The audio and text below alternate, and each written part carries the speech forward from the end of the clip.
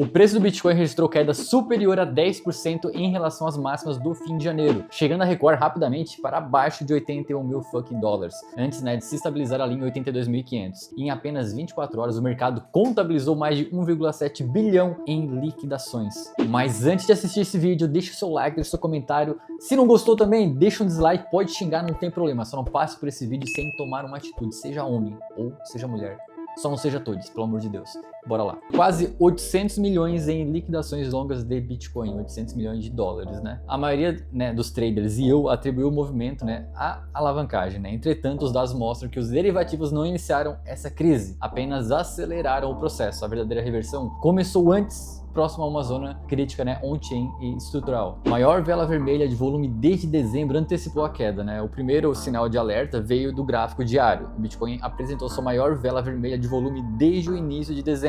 A vela vermelha de volume indica forte pressão vendedora, quando vendedores superam a força de compra, Na última ocasião em que o volume atingiu patamar semelhante no começo de dezembro, o Bitcoin caiu quase 9%. E naquela época, compradores reagiram imediatamente. Dessa vez não houve reação nenhuma, O preço do BTC rompeu o suporte de 84.600 e seguiu em declínio, até caindo, ladeira abaixo até 81 mil dólares. No mesmo momento, o Bitcoin ele entrou em uma zona on-chain mais relevante, Nesse contexto, o UTXO, Realistic Price Distribution, é o que é o URPD, é fundamental. E o URPD mostra onde a oferta atual do Bitcoin foi adquirida pela última vez. Grandes concentrações indicam níveis em que uma quantidade considerável de moedas trocou de mãos, funcionando como zonas de suporte ou resistência. Conforme o gráfico dos dois agrupamentos estavam em 84.569 dólares, 3,11% de oferta, ou 83.307, que dá 0,61% de oferta. Esses pontos formaram em conjunto uma das áreas de maior concentração de investidores nesse ciclo. Quando o Bitcoin caiu abaixo de 84.600 dólares, entrou nessa faixa de concentração, foi nesse momento que se iniciaram os problemas,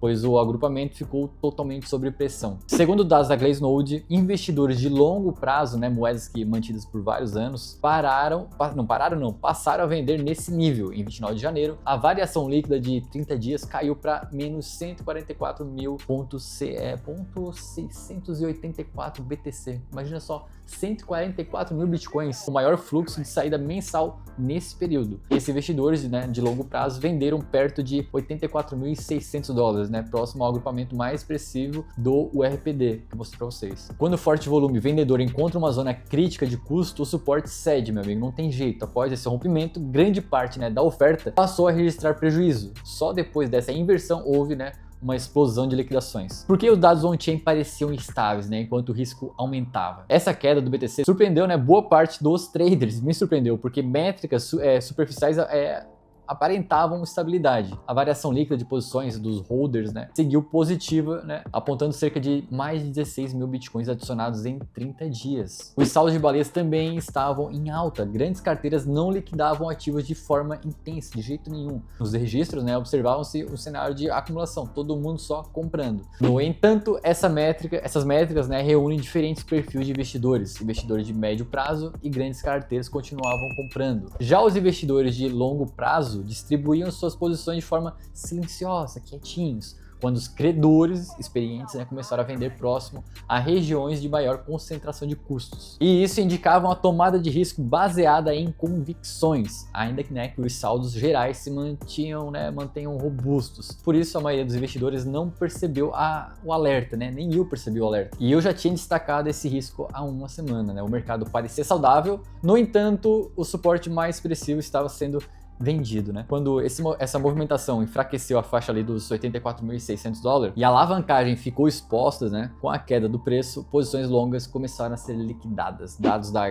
CoinGlass indicam que quase 800 milhões de posições longas de Bitcoin foram eliminadas, aniquiladas, estraçalhadas em 24 horas. E os derivativos não causaram a fraqueza, apenas responderam a ela. Então a estrutura comprometida, o risco de queda e principais níveis de preço do Bitcoin, a estrutura técnica agora foi por água abaixo, caiu igual um aviãozinho. O Bitcoin então rompeu abaixo da linha de pescoço de um padrão de cabeça e ombro no gráfico diário. Essa formação sinaliza reversão de baixa e frequentemente precede a reversões prolongadas. E com base nesse padrão, a projeção aponta para mais 12% de queda a partir da linha de pescoço, é isso mesmo. Isso coloca o risco próximo à zona dos 75 mil dólares, 74 mil dólares. Caso a pressão vendedora continue, né? O nível dos 81 mil dólares agora representa suporte crucial ali em 80 mil dólares, 81, e se o Bitcoin perder esse patamar novamente, a pressão pode aumentar. Caso mantenha, há chance de uma estabilização. E agora a recuperação ela depende do reabastecimento desses níveis chaves em dados on-chain e no gráfico.